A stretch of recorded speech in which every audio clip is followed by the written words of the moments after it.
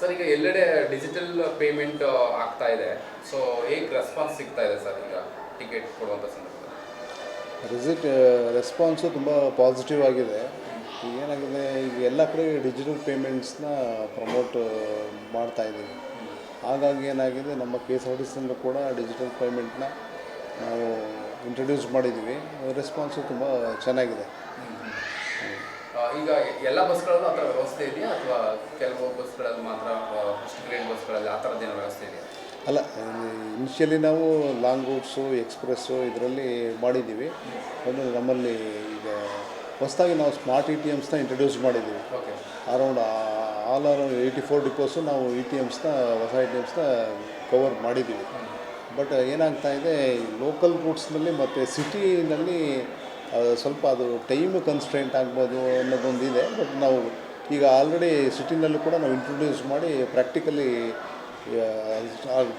Start ಮಾಡಿದ್ದೀವಿ. ಅಲ್ಲೂ ಕೂಡ ಸ್ಟಾರ್ಟ್ ಮಾಡಿದ್ದೀವಿ. ಟ್ರೈನಿಂಗ್ ಎಲ್ಲರಿಗೂ ಆಗಿದೆ. ಟ್ರೈನಿಂಗ್ ಆಗಿದೆ. ಓನ್ಲಿ ಥಿಂಗ್ ಈಸ್ ಅದು ವೈಫೈ ಇರಬೇಕು. ಎಸ್ಪೆಷಲಿ ಈಗ ಲೋಕಲ್ ರೂಟ್ಸ್ನಲ್ಲಿ ಅಲ್ಲಿ ನೆಟ್ ಇಲ್ಲ ಅಂದರೆ ಡಿಜಿಟಲ್ ಪೇಮೆಂಟ್ ಮಾಡಲಿಕ್ಕಾಗಲ್ಲ. ಸೊ ಅದೊಂದು ಕನ್ಸ್ಟ್ರೆಂಟ್ ಆಗ್ಬೋದು. ಅದು ಬಿಟ್ಟರೆ ಬೇರೆ ಕಡೆ ಎಲ್ಲ ಚೆನ್ನಾಗಿ ಆಗ್ತಾಯಿದೆ, ಒಳ್ಳೆ ರೆಸ್ಪಾನ್ಸು ಇದೆ. ಆಮೇಲೆ ಇದರಿಂದ ಚೇಂಜ್ ಪ್ರಾಬ್ಲಮ್ಮು ಅವಾಯ್ಡ್ ಆಗಿದೆ. ಡಿಜಿಟಲ್ ಪೇಮೆಂಟು ಪ್ರಮೋಟ್ ಮಾಡ್ದಂಗೆ ಆಗಿದೆ. ತುಂಬ ಪಾಸಿಟಿವ್ ರೆಸ್ಪಾನ್ಸ್ ಇದೆ. ಪೇಮೆಂಟ್ ಮಾಡಿದ್ದು ಯಾವ ಅಕೌಂಟ್ಗೆ ಹೋಗುತ್ತೆ ಸರ್? ಅದು ಡಿಪೋ ಮ್ಯಾನೇಜರ್ ಅಕೌಂಟ್ಗೆ ಹೋಗುತ್ತೆ, ಕನ್ಸರ್ನ್ ಡಿಪೋ. ಹೌದು. ಈಗ ಅದರಲ್ಲಿ ಏನು ಚಾಲೆಂಜಸ್ ಏನಿಲ್ಲ ಸರ್? ಯಾಕಂದರೆ ಒಂದು ಸರಿ ನೆಟ್ವರ್ಕ್ ಸಿಗದೆ ಇರುವಂಥ ಸಂದರ್ಭದಲ್ಲಿ ಅಥವಾ ಪೇಮೆಂಟ್ ಆಗಿರುತ್ತೆ, ನಿಮ್ಗೆ ರೀಚ್ ಆಗಿರೋಲ್ಲ, ಈ ಥರದ್ದು ಏನಾದರೂ ಕಂಡು ಬಂದಿದೆಯಾ ಈ ದಿನಗಳಲ್ಲಿ? ಇಲ್ಲ, ನಮ್ಮಲ್ಲಿ ಏನಾಗಿದೆ, ಅದು ಪೇಮೆಂಟು ನಮ್ಮ ಸರ್ವರ್ಗೆ ಬಂದಿದೆ ಅಂತ ಕನ್ಫರ್ಮ್ ಆದರೆ ಮಾತ್ರ ಟಿಕೆಟ್ ಪ್ರಿಂಟ್ ಬರುತ್ತೆ. ಇಲ್ಲ ಅಂದರೆ ಟಿಕೆಟ್ ಪ್ರಿಂಟೇ ಬರೋದಿಲ್ಲ. ಆವಾಗ ಬ್ಯಾಕ್ ಆ್ಯಕ್ಷನ್ ಮಾಡಿ ನಾವು ಕನ್ವೆನ್ಷನಲ್ ಮೋಡ್ಗೆ ಹೋಗಬೇಕಾಗತ್ತೆ. ಈಗ ಈ ನಡುವೆ ಫ್ರೀ ಬಸ್ ಕೂಡ ವ್ಯವಸ್ಥೆ ಇದೆ. ಸೊ ಹೇಗೆ ನಡೀತಾ ಇದೆ ಸರ್? ಇಲ್ಲ, ರೆಸ್ಪಾನ್ಸ್ ತುಂಬ ಚೆನ್ನಾಗಿದೆ. ಶಕ್ತಿ ಯೋಜನೆ ಆದಮೇಲೆ ಪ್ಯಾಸೆಂಜರ್ಸು ತುಂಬ ಜನ ದೇವಸ್ಥಾನಗಳಿಗೆ, ಶುಭ ಕಾರ್ಯಗಳಿಗೆ ಎಲ್ಲ ಲೇಡೀಸ್ಗಳಿಗೆ ಹೋಗೋಕ್ಕೆ ಅವಕಾಶ ಸಿಕ್ಕಿರಲಿಲ್ಲ. ಸೊ ಸರ್ಕಾರ ಇದೊಂದು ಫೆಸಿಲಿಟಿ ತಂದ ಮೇಲೆ ಜನಗಳು ಅದನ್ನು ಚೆನ್ನಾಗಿ ಉಪಯೋಗಿಸ್ಕೊತಾ ಇದ್ದಾರೆ. ನಾವು ಅವರಿಗೆ ಸಫಿಷಿಯೆಂಟಾಗಿ ಸರ್ವಿಸ್ ಕೊಡ್ತಾಯಿದ್ದೀವಿ. ತುಂಬ ಚೆನ್ನಾಗಿದೆ. ಬಸ್ಗಳು ಕನ್ವೀನಿಯೆಂಟಾಗಿ ಇದೆಯಾ? ಸಂಖ್ಯೆ ಎಲ್ಲ ಅಡ್ಜಸ್ಟ್ ಆಗ್ತಾ ಇದೆ? ಹೌದು, ಇತ್ತೀಚೆಗೆ ಹೊಸ ಬಸ್ಸಸ್ಸು ಬಂದಿದ್ದಾವೆ. ಆಮೇಲೆ ನಾವು ಕಾಂಟ್ರಾಕ್ಟ್ ಮೇಲೆ ಡ್ರೈವರ್ಸು, ಮೆಕ್ಯಾನಿಕ್ಸು ಎಲ್ಲ ತೊಗೊಂಡಿದ್ದೀವಿ. ಚೆನ್ನಾಗಿ ನಡೀತಾ ಇದೆ. ಅಂದರೆ ಮಾದೇಶ್ವರ ಟೆಂಪಲ್ ಆ ಕಡೆಗೆ ಹೆಚ್ಚು ಬಸ್ಗಳು ಹಬ್ಬದ ಸಂದರ್ಭದಲ್ಲಿ ಆಗ್ತಾ ಇದೆ. ಅಲ್ಲ, ಮಾದೇಶ್ವರ ಬೆಟ್ಟಕ್ಕೆ ಎಸ್ಪೆಷಲಿ ಅಮಾವಾಸ್ಯೆಗಳಲ್ಲಿ ತುಂಬ ಚೆನ್ನಾಗಿ ಆಗ್ತದೆ. ಆಮೇಲೆ ಮಂಡೇಸು ಆಗುತ್ತೆ, ವೀಕೆಂಡ್ಸಲ್ಲಿ ಆಗುತ್ತೆ. ಸೊ ದೇವಸ್ಥಾನಗಳಿಗೆ ವೀಕೆಂಡ್ಸ್ನಲ್ಲಿ ಚೆನ್ನಾಗಿ ಆಗ್ತಾಯಿದೆ. ಈಗ ಇತ್ತೀಚೆಗೆ ಈ ಗೌಡಗೆರೆಗೂ ತುಂಬ ಚೆನ್ನಾಗಿ ಆಗ್ತಾಯಿದೆ. ಸೊ ಅಲ್ಲೂ ಕೂಡ ನಾವು ಸರ್ವಿಸ್ ಕೊಡ್ತಾಯಿದ್ವಿ. ಉಳಿದಾಗೆ ನಮ್ಮ ಈ ಭಾಗದಲ್ಲಿ ಎಲ್ಲಿಗೆ ಜಾಸ್ತಿ ಟ್ರಾವೆಲ್ ಆಗ್ತಾ ಇದೆ ಸರ್? ನಮ್ಮಲ್ಲಿ ಎಸ್ಪೆಷಲಿ ಬೆಂಗಳೂರು ಮೈಸೂರು ತುಂಬ ಜಾಸ್ತಿ ಆಗುತ್ತೆ. ಸೊ ವೀಕೆಂಡ್ಸ್ನಲ್ಲಿ ಬೆಂಗಳೂರು ಮೈಸೂರು ತುಂಬ ಚೆನ್ನಾಗಿ ಆಗ್ತದೆ. ಆಮೇಲೆ ಹುಣ್ಣಿಮೆಗಳು ಬಂದರೆ ನಂಜನಗೂಡಿಗೆ ಚೆನ್ನಾಗಾಗುತ್ತೆ. ಅಮಾವಾಸ್ಯೆಗಳು ಬಂದರೆ ಮಾದೇಶ್ವರ ಬೆಟ್ಟಕ್ಕಾಗುತ್ತೆ. ವೀಕೆಂಡ್ಸ್ಗಳಲ್ಲಿ ಟೆಂಪಲ್ಸ್ಗಳಿಗೆಲ್ಲ ಚೆನ್ನಾಗಾಗುತ್ತೆ. ಎಸ್ಪೆಷಲಿ ಮಂಗಳವಾರ, ಶುಕ್ರವಾರ, ಭಾನುವಾರಗಳಲ್ಲಿ ಗೌಡಗೆರೆಗೆ ಚೆನ್ನಾಗಾಗ್ತಾಯಿದೆ. ಒಳ್ಳೆ ರೆಸ್ಪಾನ್ಸ್ ಇದೆ. ಶಾಲಾ ಕಾಲೇಜು ವಿದ್ಯಾರ್ಥಿಗಳಿಗೆ ಏನು ಅಲ್ಲಲ್ಲಿ ಸಮಸ್ಯೆಗಳು ಆಗ್ತಾ ಇದೆಯಾ, ಹೇಗೆ ಸರ್? ಯಾಕಂದರೆ ಎಲ್ಲ ಬಸ್ಗಳು ಮಹಿಳೆಯರೇ ಜಾಸ್ತಿ ಇರೋದ್ರಿಂದ ಅದೇನಾದರೂ ಕಂಡು ಬಂದಿದೆಯಾ ನಿಮಗೆ?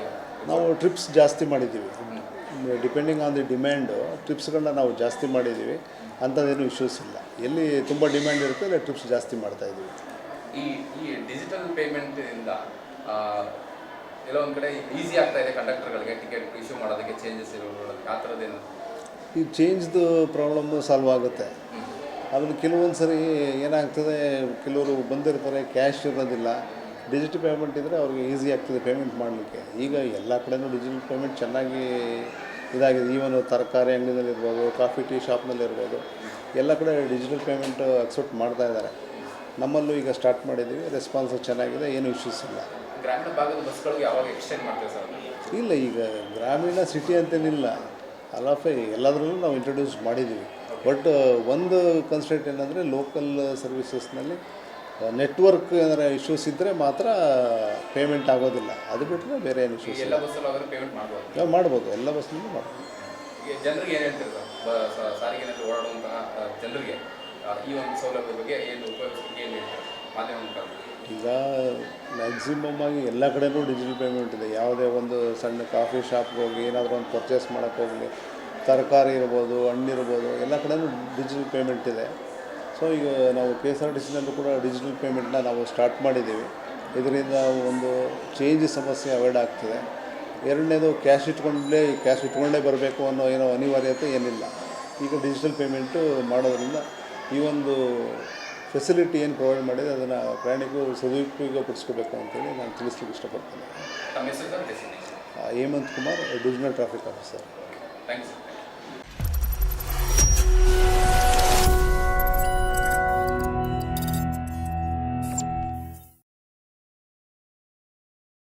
ನೀವು ಗಿರವಿ ಇಟ್ಟು ಬಿಡಿಸ್ಕೊಳಕ್ಕಾಗ್ದಿರೋ ಆಭರಣನ STJ ಗೋಲ್ಡ್ ಕಂಪನಿಯವರು ಬಿಡಿಸಿ ಮಾರುಕಟ್ಟೆಗಿಂತ ಅಧಿಕ ಬೆಲೆಗೆ ತಗೋತಿದ್ದಾರೆ. ಅಷ್ಟೇ ಅಲ್ಲ, ಒಂದ್ ಕೂಪನ್ ಕಾರ್ಡ್ ಕೂಡ ಕೊಡ್ತಾ ಇದ್ದಾರೆ.